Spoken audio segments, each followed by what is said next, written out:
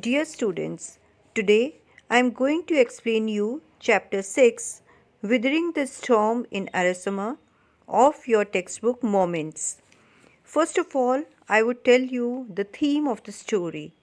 Withering the Storm in Arisama is a description of the brave acts of a courageous boy named Prashant. He guided the victims of floods who gathered at Red Cross shed in his village in Orissa. He mobilized each person of the community to help one another.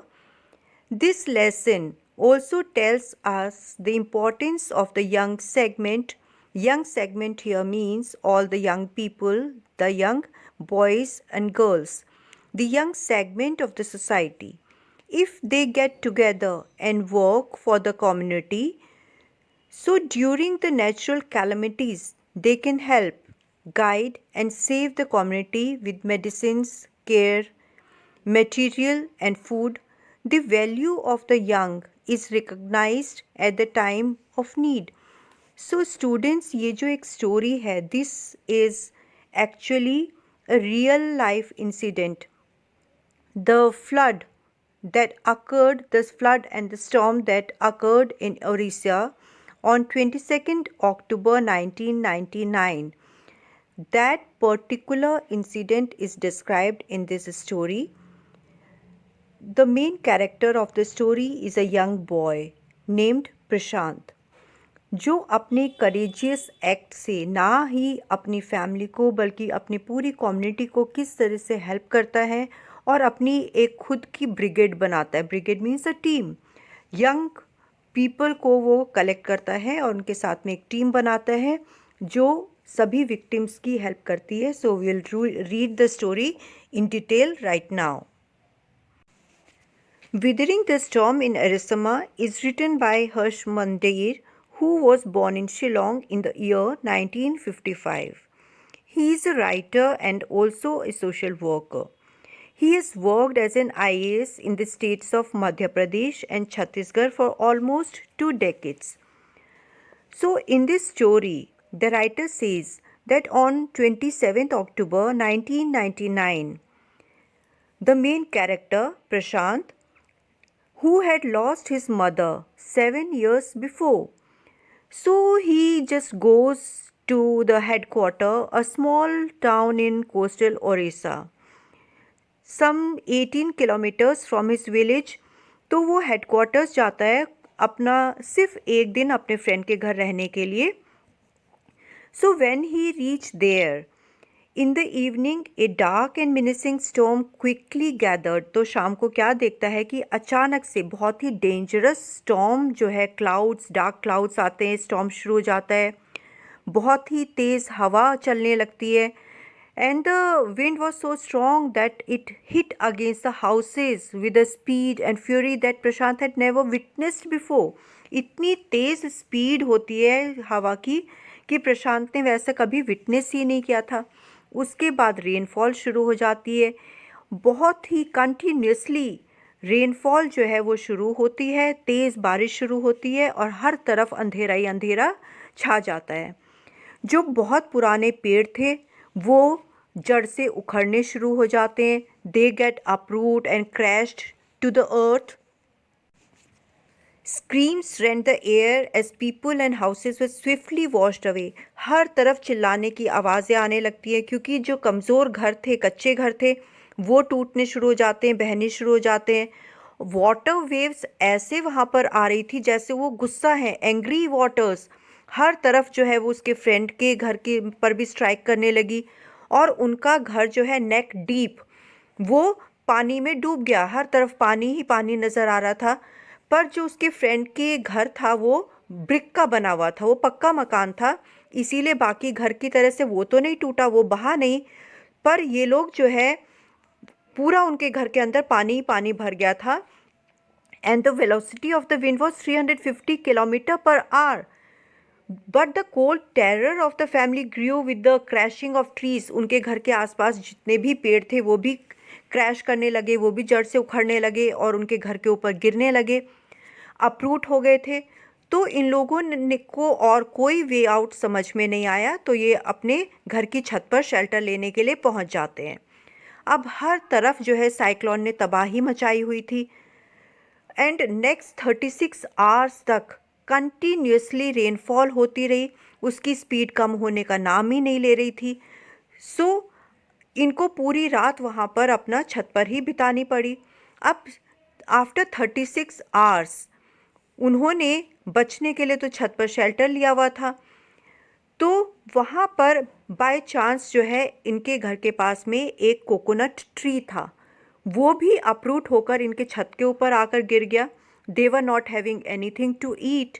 अब जब वो नारियल का पेड़ coconut tree वहाँ गिरा तो इनको 36 आवर्स कुछ खाने के लिए जो है वो कोकोनट मिल गए। कोकोनट से इन्होंने वहाँ पर अपना पेट भरा किसी तरह से। आफ्टर 36 आवर्स जब वेलोसिटी जो है रेन वेलोसिटी विंड वेलोसिटी कम हुई, तो प्रशांत ने सोचा कि अब उसको अपनी फैमिली की फ़िक्र हुई कि पता नहीं उसके गांव में कितना डिस्ट्रक्शन हुआ होगा इस स्टॉर्म से। तो उसने क्या देखा छत से कि हर तरफ डेड बॉडीज़ जो हैं, सबके मकान टूटे हुए हैं, डेड बॉडीज़ पानी में बह रही हैं। वो ह्यूमन बींग्स की डेड बॉडीज़ हैं, वो एनिमल्स की डेड बॉडीज़ हैं। So he was really very disturbed to see all this. अब for the next 2 days Prashant sat huddled, क्योंकि 36 आवर्स हो गए थे उसको वहाँ पर और ठंड भी बहुत हो रही थी उस रेनफॉल की वजह से। प्रशांत की आंखों में आंसू आ गए। वो अपनी फैमिली के बारे में बहुत सोचने लगा कि वो क्या करे। सो आफ्टर 2 days लेटर विच ऐसा लगा प्रशांत को वो 2 दिन जैसे उसके 2 साल की तरह से निकले हैं। बारिश रुक गई थी और धीरे धीरे पानी का लेवल भी नीचे आ रहा था। Prashant was determined to seek out his family without further delay, और प्रशांत ये चाहता था कि अब डिले किए बिना वो अपने गांव वापस जाएगा और अपनी फैमिली को ढूंढेगा। But the situation was still dangerous. Situation अभी भी कंट्रोल में नहीं थी, अभी भी डेंजरस थी। फ्रेंड की फैमिली मेम्बर्स ने उसको कहा कि अभी मत जाओ, अभी खतरा है, पर प्रशांत को रुकना नहीं था। वो जानता था कि उसे जाना है, अपनी फैमिली को ढूंढना है। सो वॉट ही डिड, वो एक बहुत लंबी सी स्टिक लेता है और उसके सपोर्ट से विच वॉज 18 किलोमीटर अपना उसको वापस से 18 किलोमीटर अपने गांव जाना है, जहां पर कि रोड पता ही नहीं चल रही है, रोड्स दिखाई नहीं दे रही है। everywhere he could see only water, dead bodies and the broken trees floating here and there. तो वो स्टिक का सपोर्ट लेकर उसको डिग कर करके, ताकि उसको पता लग जाए कि कहाँ पर गड्ढा है, कहाँ पर रोड है और वाटर लेवल कहाँ पर ज़्यादा है। इस तरह से वो उसकी सपोर्ट लेकर, स्टिक की सपोर्ट से लोकेट करता हुआ वो आगे बढ़ता है। कई जगह तो उसको वेस्ट डीप तक पानी नज़र आता है, कई जगह उसको रोड ही नज़र नहीं आती है, where he had to swim. So after some distance he was relieved to find 2 friends of his uncle. तो कुछ दूर जाता है, उसको उसके ही गांव के अंकल के 2 फ्रेंड्स मिल जाते हैं and so they decided to go together ahead. So as they waded through the waters, the scene they witnessed grew more and more morose. तो आगे जब वो बढ़ते हैं, सीन देखते हैं, वो और भी ज़्यादा डेंजरस सीन उनको वहाँ पर नज़र आता है। आगे बढ़ने के लिए उनको कई जगह ह्यूमन बॉडीज़ को, और वो human bodies man, women, children, उनको आगे अपनी स्टिक से हटाना पड़ा। कई जगह उनको dog, goat and other cattles, the dead bodies were floating here and there. तो वो जिस भी विलेज से क्रॉस करके गए, वहाँ पर उनको हार्डली ही कोई घर जो है वो खड़ा हुआ दिखाई दिया। Otherwise all the houses they were swept by the water waves. Prashant ये सीन देखकर बहुत परेशान हो जाता है and he wept out loud and long as he was sure that his family could not have survived this storm catastrophe. Eventually, Prashant reached his village, Kalikuda. His heart went cold. अब वहाँ का scene जब वो देखता है तो वो उसका दिल एकदम बैठ जाता है, क्योंकि जहाँ पर उसका घर हुआ करता था वहाँ अब सिर्फ टूटी फूटे से कुछ पार्ट्स जो है उसके घर के छत के दिखाई दे रहे थे। कुछ बिलोंगिंग्स पानी में बहती हुई दिखाई दे रही थी। Otherwise everything was destroyed and he couldn't see. Only something was just floating on the water, that was the belongings of the house. So Prashant decided to go to the Red Cross shelter to look for his family. अब जब उसे वहाँ कोई नज़र नहीं आता तो decide करता है कि रेड क्रॉस सोसाइटी में जाएगा और अपनी फैमिली को वहाँ पर जाकर ढूंढेगा. सो वहाँ पहुँचने के बाद जो क्राउड में उसको सबसे पहले दिखाई देता है, that was his maternal grandmother यानी नानी, जो कि बहुत ही वीक और कमज़ोर दिखाई दे रही थी, क्योंकि उनको इतने टाइम से 36 आवर्स जो वहाँ पर कंटिन्यूसली स्टॉर्म आया था, उनको कुछ खाने को नहीं मिला. So she was looking very weak. वो एकदम से प्रशांत को देखकर दौड़ी हुई आती हैं, अपने हाथ फैलाकर हग करती हैं, and her eyes were brimming. She thought it was a miracle, क्योंकि उनको ये लग रहा था कि प्रशांत तो मर गया होगा, वो सर्वाइव नहीं कर रहा होगा. So she just was overwhelmed to see Prashant living. And quickly word spread and his जो अब ये सारी खबर पूरे वहाँ पे रेड क्रॉस सोसाइटी में फैल जाती है कि प्रशांत जो है ज़िंदा है और वो वहाँ पर आया है, उस कैंप में आया है. तो धीरे धीरे करके पूरे फैमिली मेम्बर्स वहाँ पर आ जाते हैं, सब एक दूसरे को हक करते हैं, and they were really relieved to see Prashant there. अब वहाँ पर पूरे उसके ब्रदर मिल जाते हैं, sister, uncle, aunt, and everyone was there. Even Prashant was happy to see them alive. By the next morning, Prashant tried to overcome his grief, and he sensed that in that shelter 2500 people were staying. तो अभी तक तो उनके यहाँ पर 86 lives were lost in the village and nearly 96 houses had been washed away. It was their 4th day at the shelter. 4 दिन हो गए थे. अभी तक तो वो ग्रीन कोकोनट्स वगैरह खाकर सर्वाइव कर रहे थे, पर कोकोनट्स भी इतने नहीं थे कि इतने ज़्यादा लोगों का पेट भर सके. And Prashant was only 19 years old.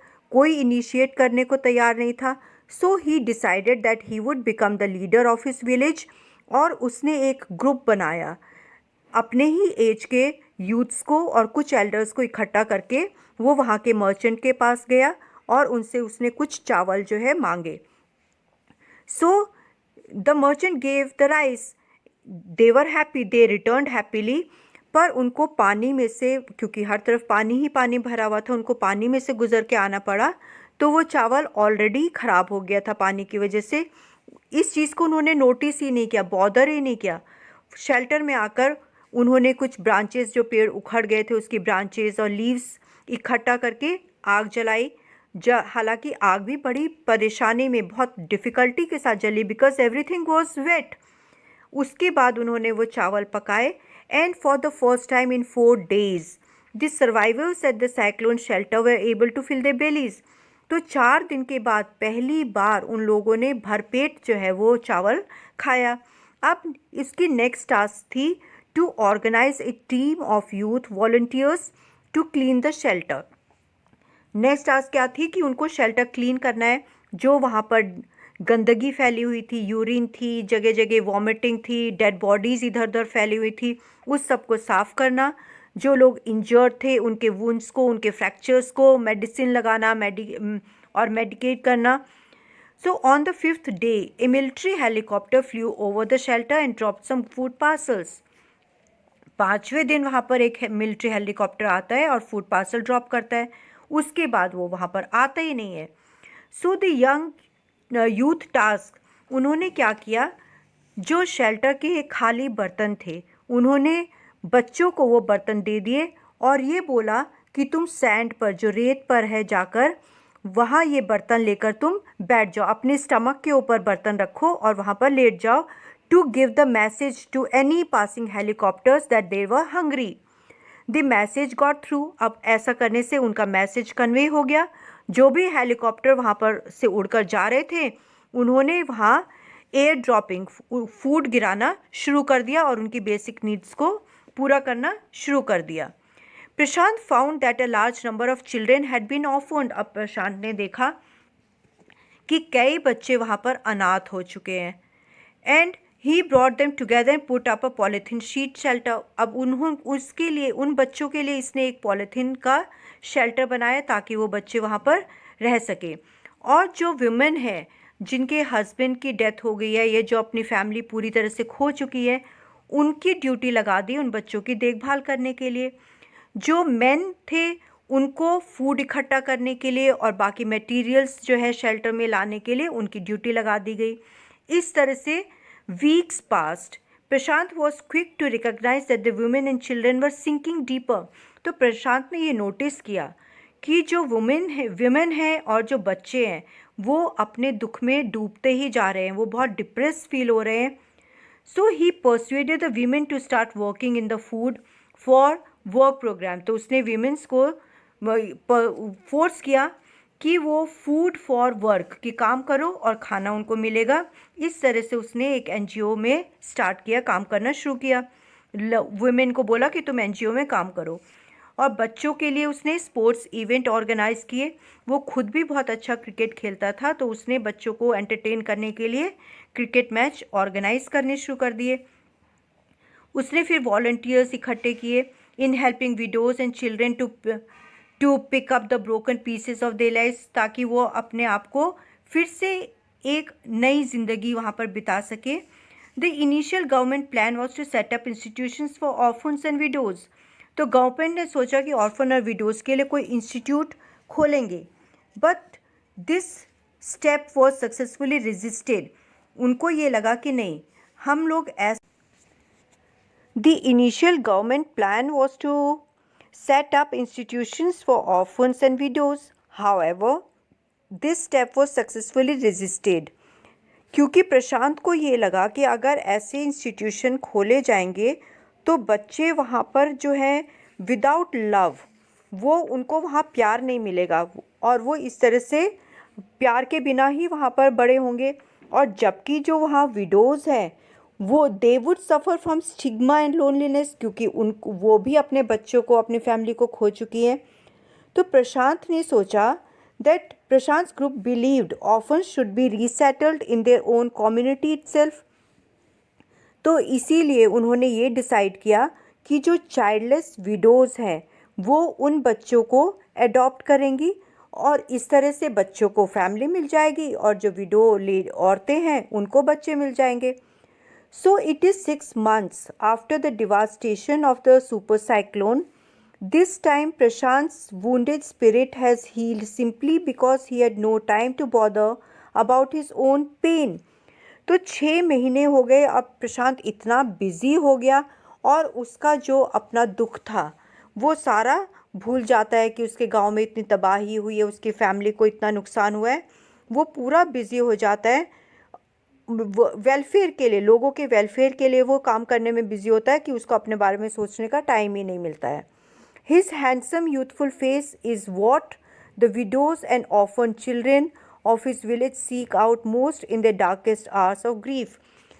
तो वो सबके लिए एक इंस्पिरेशनल सोर्स बन जाता है प्रशांत। उसी का फेस देखते हैं विडोज़ और ऑर्फन बच्चे, जब भी कभी उनको लगता है कि वो ग्रीफ हैं, वो सैड हैं, वो प्रशांत का फेस देखते हैं और इस तरह से वो अपनी लाइफ जो है आगे बढ़ाते हैं। So the people seek Prashant's help in their days of grief. So students, I hope now this chapter is clear to you all. Now, next time I would bring the explanation of your next chapter.